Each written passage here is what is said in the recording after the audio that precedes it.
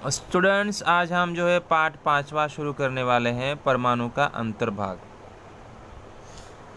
अभी देखिए परमाणु का अंतर्भाग में देखिए हमने देखा कि द्रव्य जो होता है अणुओं से बना होता है। द्रव्य मीन्स क्या होता है, जो आपके साथ पास में ठोस पदार्थ है, गैस पदार्थ है, ठीक है, द्रव पदार्थ है। तो ये जो भी बनता है ना वो छोटे छोटे अणु से बनता है।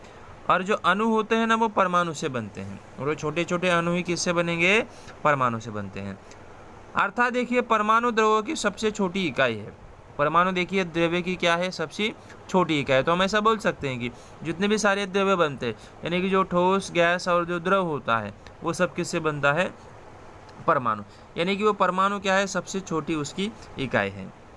सभी भौतिक और रासायनिक परिवर्तन में स्वयं की रासायनिक पहचान बनाए रखने वाला तत्व का छोटे से छोटा कण जो क्या होता है? वो परमाणु होता है। यानी कि जो तत्व होते हैं ना, कि एक खुद में जो रासायनिक परिवर्तन होता है और एक खुद की पहचान बनाना चाहता है, तो जो खुद की बनाने वाला, पहचान वाला जो तत्व होता है ना, वो छोटे से छोटा मतलब कण क्या है? परमाणु होता है। जैसे हाइड्रोजन है, ऑक्सीजन है, वाटर है, पानी है, कार्बन है, नाइट्रोजन है, ये सब देखिए हम उससे परिचित है। वो परिचित नहीं है तो ऑक्सीजन तो आप लेते ही हैं जीवित रहने के लिए, कार्बन आपको पता है जिसको कोयला बोला जाता है। तो ये सभी प्रकार के तत्व होते हैं। और छोटा सा छोटा वाला जो कण परमाणु होता है उसी का। देखिए कुछ पदार्थ के देखिए यहाँ पे नाम और अनुसूत्र दिए गए हैं, वहाँ पे उसके आधार पर देखिए छोटे से छोटे कण की जानकारी, पदार्थ का प्रकार दर्शाने वाले चिन्ह भरकर आपको तालिका पूर्ण करना है। अभी प्रॉब्लम क्या है कि ये SBS में अणु कौन है, परमाणु कौन है, वो उतना जानकारी अभी आपको है नहीं। तो इसलिए वो उसको जो है जब हम पहले लेसन पढ़ेंगे तो उसको बाद में हम उसको फिल कर सकते हैं, ठीक है। लेकिन जो 7वीं में था वो आपको हो चुका है कि हमने पिछली कक्षा में पढ़ा है कि बहुत से पदार्थ के छोटे से छोटे कण अणु होते हैं। कुछ थोड़े पदार्थ में अणु में एक ही परमाणु होता है। अणु परमाणु के रासायनिक संयोग से बनते हैं। इसमें से हमें यह स्पष्ट होता है कि रासायनिक संयोग में भाग लेने वाला तत्व का छोटे से छोटा कण क्या होता है? परमाणु होता है। और परमाणु संबंधी संकल्पना देखिए 2500 वर्ष भी पुरानी है। देखिए 2500 मतलब वर्षों से भी बहुत ज़्यादा पुरानी है, परंतु कालांतर में वह विस्मृत हो गई है। कालांतर में क्या हो गया? वो विस्मृत हो गया, मतलब धीरे धीरे उसको क्या कर रहे लोग? भूलते जा रहे हैं। आधुनिक काल में देखिए वैज्ञानिकों ने प्रयोग करने के आधार पर परमाणु का स्वरूप ही नहीं बल्कि अंतर्भाग भी उसका स्पष्ट किया है। इसकी शुरुआत डाल्टन के परमाणु सिद्धांत से हुई थी। ध्यान रखना है कि अब ये आधुनिक काल है, ये नया ज़माना है, नई टेक्नोलॉजी आ चुकी है, बहुत सारे साइंटिस्ट आ चुके हैं। तो ऐसे सब साइंटिस्ट लोगों ने क्या किया था कि अंतर्भाग, तो अंदर से वो किस तरह से होता है? आंतरिक भाग, ठीक है। तो उसका आंतरिक भाग भी उन्होंने स्पष्ट करने का कोशिश किया। जो सबसे पहले जो वहाँ पे वैज्ञानिक थे डाल्टन, क्या थे? डाल्टन। तो डाल्टन ने देखिए अपने परमाणु सिद्धांत, जो एक परमाणु के ऊपर उन्होंने क्या किया था? एक अपना सिद्धांत है वहाँ पे बताया है। तो उस सिद्धांत के बारे में हम बात करेंगे। देखिए डाल्टन का परमाणु का सिद्धांत क्या है? ईस्वी सन 1803 में देखिए ब्रिटिश वैज्ञानिक जॉन डाल्टन ने सुप्रसिद्ध परमाणु सिद्धांत प्रतिपादित किया। इस सिद्धांत के अनुसार द्रव्य परमाणु से बने होते हैं तथा परमाणु अविभाज्य और अविनाशी है। देखिए क्या बोला उसने कि जितने भी सारे द्रव्य होते हैं ना, यानी कि ठोस, गैस, द्रव, वो सब परमाणु से ही बने होते हैं। लेकिन वो परमाणु कैसा होता है? अविभाज्य, जिसको विभाजित नहीं किया जा सकता, और अविनाशी होते हैं, जिसका विनाश कभी किया नहीं जा सकता। तो ऐसे उन्होंने बोला था, किसने? डाल्टन ने। और एक ही तत्व के सभी परमाणु एक समान होते हैं। अभी जो भी तत्व रहेगा, मान लो हाइड्रोजन है, ऑक्सीजन है, तो उस तत्व के सभी परमाणु समान ही होंगे, क्योंकि ऑक्सीजन है तो ऑक्सीजन में कुछ और मिक्स होगा नहीं होगा। तो ये एक ही तत्व का सभी परमाणु एक ही समान होता है, तथा भिन्न तत्वों को परमाणु भी भिन्न होते हैं और उसका द्रव्यमान भी क्या हो जाएगा? अलग अलग हो जाएगा। इस बात को आपको ध्यान में रखना है। तो ये ब्रिटिश ने बताया था, तो सबको अच्छा ही हुआ कि जो डाल्टन ने जो है उसमें बता दिया कि परमाणु सिद्धांत के अनुसार जो द्रव होते हैं वो परमाणु से बने होते हैं तथा वो अविभाज्य घटक है और अविनाशी घटक होता है। तो बाकी लोग मतलब बाकी लोगों के बारे में जैसे तत्व है ना, तो एक तत्व के बारे में क्या बताया गया है कि एक ही तत्व के सभी परमाणु, क्या बताया गया है कि एक ही तत्व के सभी परमाणु जो है समान होते हैं तथा भिन्न तत्वों के परमाणु भिन्न हो गए। जब उसका परमाणु क्रमांक भिन्न होगा तब उसका द्रव्यमान भी क्या होता है, भिन्न प्रकार का होता है। तो ये डाल्टन का परमाणु सिद्धांत था, जो ये राइट साइड में देखिए वर्ल्ड, और ये डाल्टन की देखिए परमाणु आकृति है, इसे गोल गोल गोल गोल वहाँ पे घूमने वाली, ये कभी आपने देखा होगा, ये ऐसा किया होगा गोल गोल, जिससे हमको एक कक्षा बोलेंगे। क्या बोलते हैं, कक्षा बोलते हैं।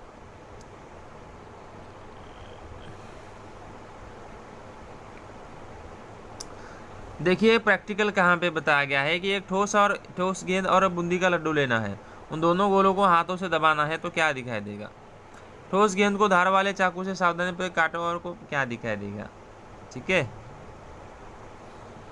वो ये भी प्रैक्टिकली आपको करना है।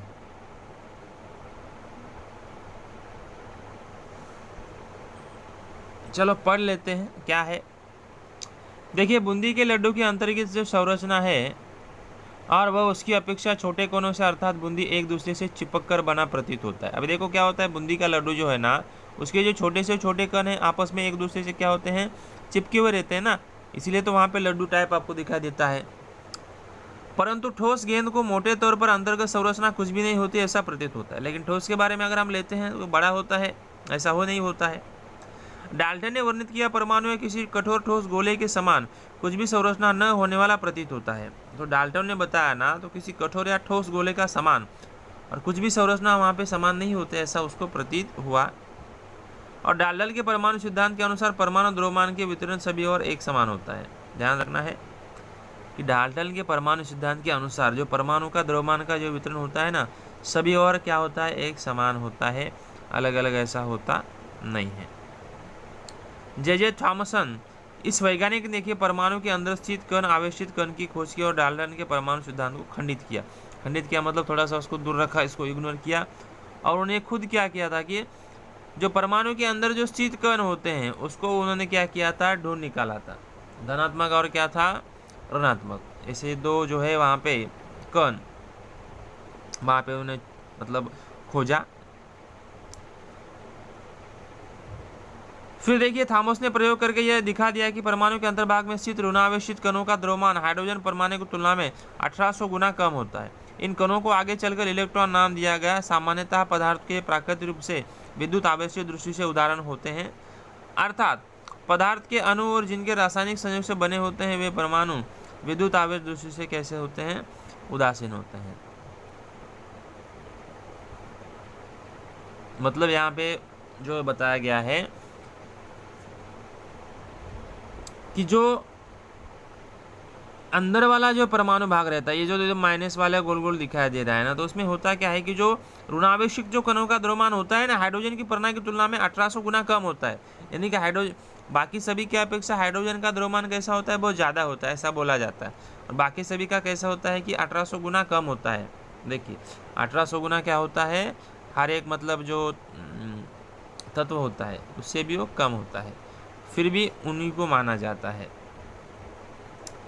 इन कणों को देखिए आगे चलकर इलेक्ट्रॉन नाम, ये जो छोटे छोटे कण है ना, इसको इलेक्ट्रॉन नाम दिया गया है और इन कणों को आगे चलकर इलेक्ट्रॉन नाम दिया गया। सामान्यतः देखिए पदार्थ ये प्राकृतिक रूप से विद्युत आवेश दृष्टि से उदासीन होते हैं, अर्थात पदार्थ के अणु और विशिष्ट जिसके रासायनिक कारक संयोग बन सकते हैं। उसके बाद वाला देखिए क्या बताया गया है कि ये प्राकृतिक रूप से देखिए उदासीन होते हैं, मतलब जो न्यूट्रॉन्स होते हैं, जैसे कि प्रोटॉन मैंने क्या बताया, प्रोटॉन प्लस होता है, न्यूट्रॉन माइनस होता है, और उसको जो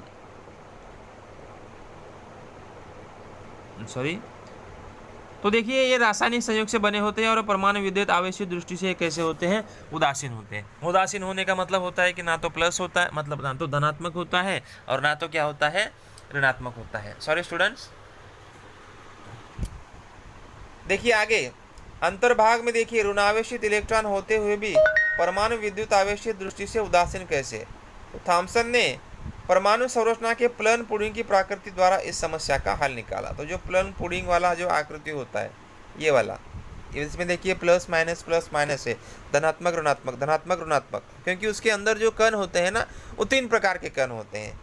तो वो कणों के बारे में हम आगे पढ़ेंगे, ठीक है। तो देखिए ये थॉमस का प्लंग पुडिंग परमाणु प्रकृति परमाणु संरचना का पहला प्रतिकृति अर्थात थॉमस ने सन 1904 में दर्शाया हुआ प्लडिंग आकृति है। इस प्रकृति के अनुसार देखिए परमाणु में सर्वत्र धनावेश फैला होता है और उसमें ऋणावेशित इलेक्ट्रॉन स्थापित होते हैं। फैले हुए धनावेशों का संतुलन इलेक्ट्रॉन पर स्थित ऋण आवेश द्वारा किया जाता है, इसलिए परमाणु विद्युत आवेश दृष्टि से उदासीन होता है। ध्यान रखना है, इसमें नाभिक के अंदर अगर हम जाएंगे तो वहाँ पे इलेक्ट्रॉन, न्यूट्रॉन और प्रोटॉन्स होते हैं। तो अभी क्या होता है पता है कि ये धनावेश और ऋणावेश जो एक दूसरे को वहाँ पे संतुलित करते हैं, धन ऋण को करेगा, ऋण धन को करेगा, तो आपस में वो एक दूसरे को संतुलित करने की वजह से वहाँ पे जो परमाणु जो होता है ना विद्युत दृष्टि से कैसे होता है, वो उदासीन होता है। ये दोनों प्लस और माइनस यानी कि धनात्मक ऋणात्मक होने की वजह से वो आपस में एक दूसरे को क्या करके रख सकते हैं, उदासीन करके रख सकते हैं, ठीक है। उसके बाद में देखिए रुदरफोर्ड का नाभिकीय परमाणु प्रतिकृति, सॉरी उससे पहले देखिए जो हमने यहाँ पे जो कण होते हैं इलेक्ट्रॉन, न्यूट्रॉन और प्रोटॉन्स, उसके बारे में जानकारी ले लेते हैं पहले। देखिए परमाणु की जो संरचना, जो परमाणु होता है परमाणु की संरचना होती कैसी है, ये भाग को तो पहले देना चाहिए था लेकिन बाद में दिया गया है।